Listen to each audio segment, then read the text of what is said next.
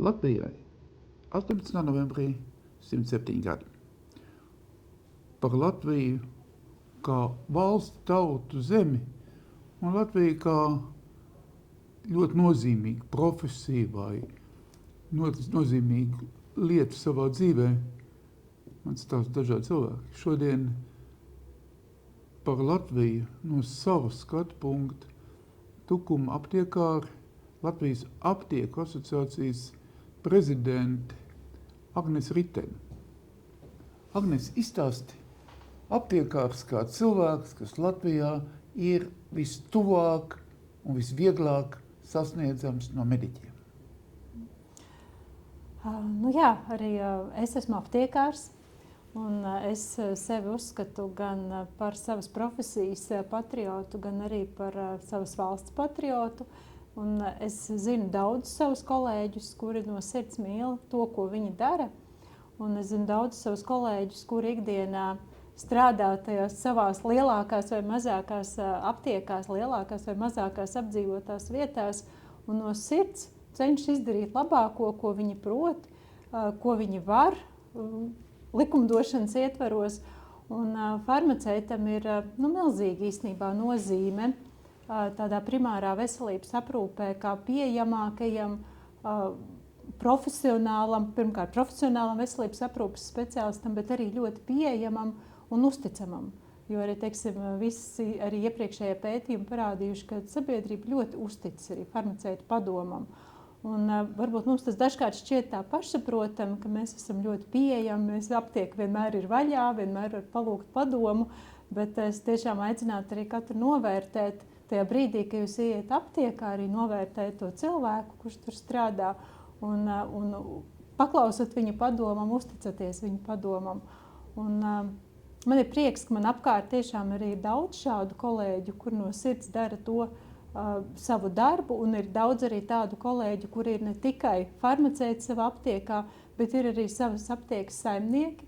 Tas nozīmē, ka arī tiek dota arī visai valstī kaut kāda pievienotā vērtība, strādājot šeit, šajā vidē, šajā valstī, un varbūt dažkārt mēs ieraugam tikai tādas negatīvās lietas, ka mums nav tas, bet īstenībā mums ir ļoti daudz lietas, kas atkal mums ir, un kas varbūt citās vietās pasaulē nemaz nav.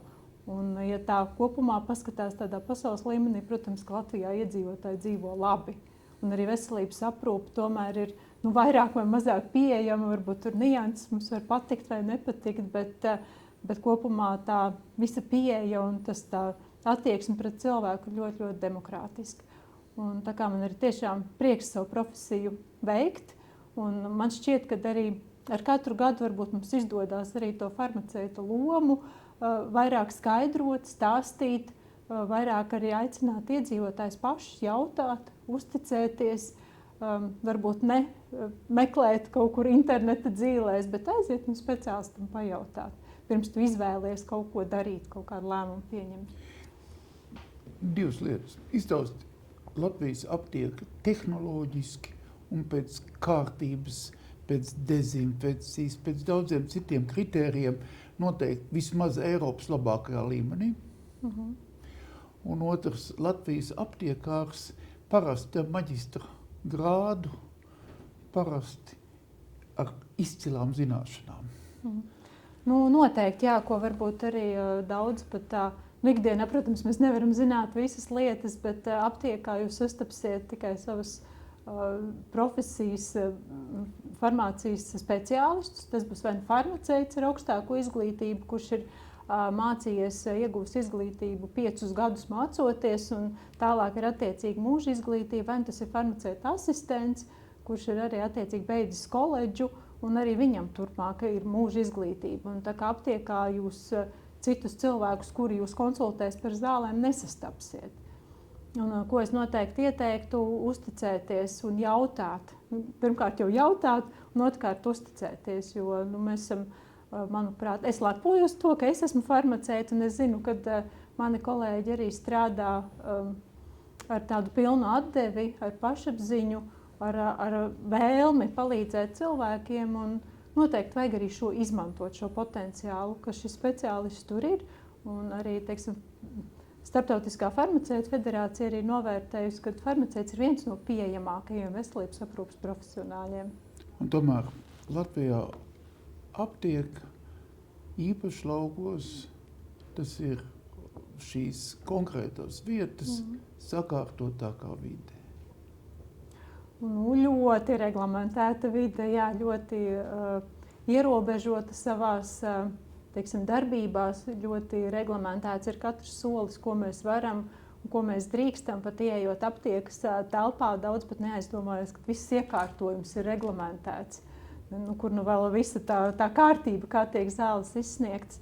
Tā kā, protams, tie ir cilvēki, kur ievēro noteiktu normatīvu aktu bāzi, lai šī visa zāļu aprita, izsniegšana, konsultēšana, lai tā būtu vērsta tikai un vienīgi uz cilvēku labklājību, uz labsajūtu, lai pacienti būtu ieguvēji, apmeklējot aptieku. Un es varu tikai aicināt uzticēties farmaceitam. Un tomēr tu uzturi diennakts aptieku. Tu Jā. turpini uzturēt Jā. diennakts aptieku, kaut arī mēs zinām, ka tas nav ekonomiski izdevīgi, bet tavas rūpes par cilvēku, lai viņš tukumā varētu atrast zāles arī nakts laikā. Jā, tas mums ir tāds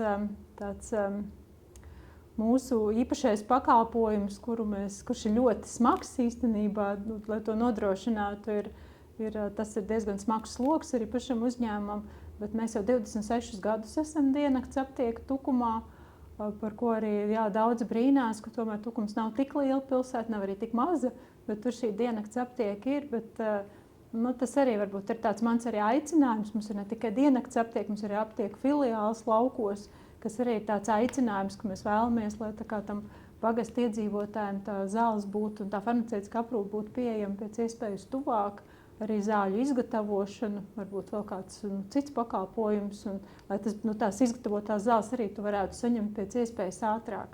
Tas ir tāds aicinājums un tāda vēlme vēl ar vienu palīdzēt, jo tu nevari tikai visu sarēķināt un visu pārvērst ciparos, tev ir jābūt savas profesijas arī tādam entuziastam.